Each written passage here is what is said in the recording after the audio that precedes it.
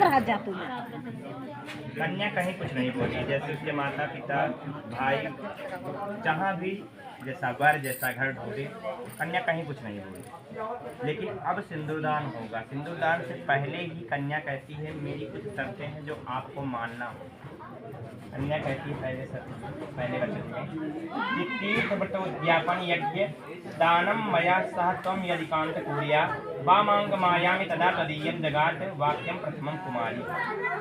कन्या कहती है हे स्वामी, तीर्थ व्रत उद्यापन यज्ञ दान आदि सभी कार्य तुम मेरे साथ करो तो मैं तुम्हारे वामांग में आऊँ। या कन्या ने पहला बात किया कि आज के बाद से आप किसी भी तीर्थ में जाएं, कोई दान करेंगे, कोई भी धार्मिक कार्य करेंगे, आप मुझे अपने साथ लेकर के करेंगे। दूसरा बात भव्य प्रदान पूजेता वामांगमायां सदा त्वदीयं जगाद कन्या वचनम द्वितीय। यदि तुम भव्य देकर देवताओं की और कव्य देकर पितरों की पूजा करो तो मैं तुम्हारे वामांग में आऊँ। या कन्या ने दूसरी बात कही। कहने का मतलब गृहस्थ आश्रम में देवता की पूजा होती है और पितृ की पूजा होती है। आप दोनों पूजाओं में आप मुझे अपने साथ लेकर के वो करते हैं, तब मैं आपके साथ चलने के लिए तैयार हूँ। तीसरा वाक्य कुटुंब रक्षा भरणम यदि त्वं कुर्या पशूनां परिपालनं च वामांगमायां तदा त्वदीयं जगाद कन्या वचनं तृतीयम्। यदि तुम परिवार की रक्षा करो और पशुओं का पालन करो तो मैं तुम्हारे वामांग में आऊँ। या कन्या ने तीसरी बात कही। केवल मेरा ही ध्यान मत दीजिएगा, आप मुझे ब्याह करके ले जा रहे हो, अपने परिवार की ही रक्षा करिएगा, अपने परिवार का भी ध्यान दीजिएगा, साथ साथ मेरा भी ध्यान दीजिएगा, अपने पशुओं का ध्यान दीजिएगा।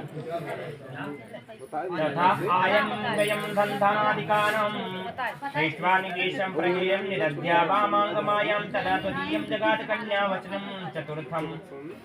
यदि तुम धन धान्यादिकों का आय व्यय मेरी सम्मत से करो तो मैं तुम्हारे वामांग में आऊँ। यह कुमारी ने चौथी बात कही। आप मेरे मत के अनुसार चलोगे, कहाँ खर्च कर रहे हो?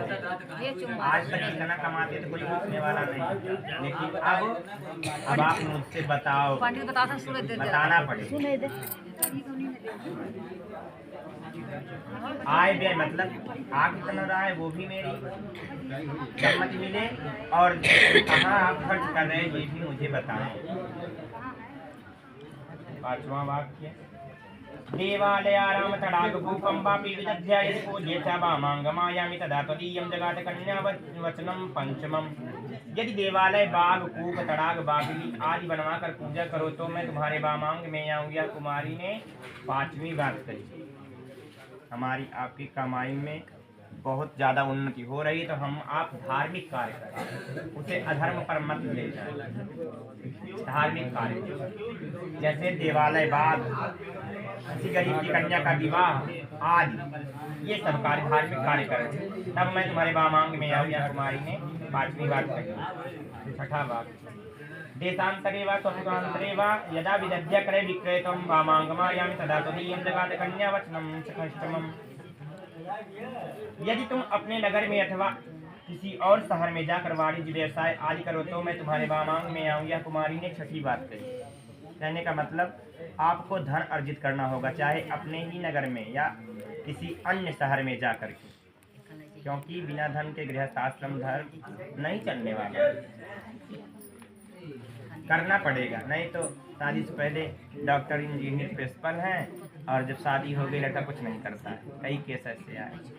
ऐसा ना होने पाए, आप अपने ही शहर में अथवा किसी अन्य शहर में जाकर के वाणिज्य व्यवसाय करो तब मैं तुम्हारे वामांग में आने के लिए तैयार हूँ। या कुमारी ने छठी बात।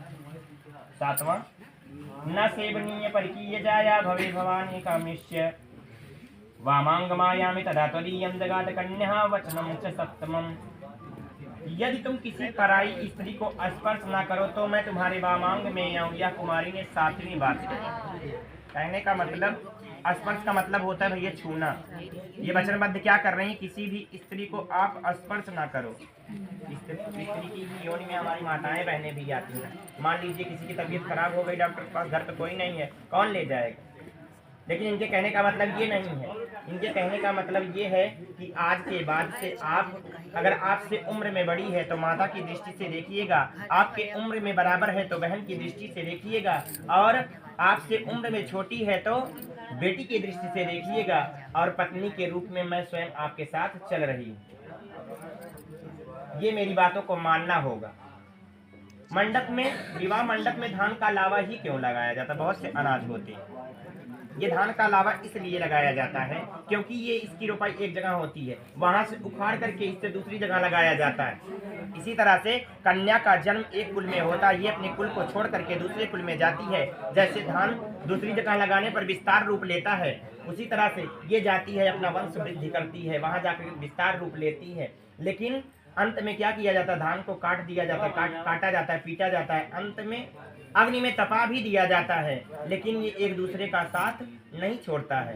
धान का लावा और भूसी एक दूसरे में चिपके हुए होते हैं। इसी तरह से ये आपका गृहस्थ आश्रम धर्म है। इसी धान और लावे की तरह अग्नि में तपना क्यों ना पड़ जाए, हम एक दूसरे का साथ नहीं छोड़ेंगे। ये हमें आपको सीख देता है। अभी महाराज ने बताया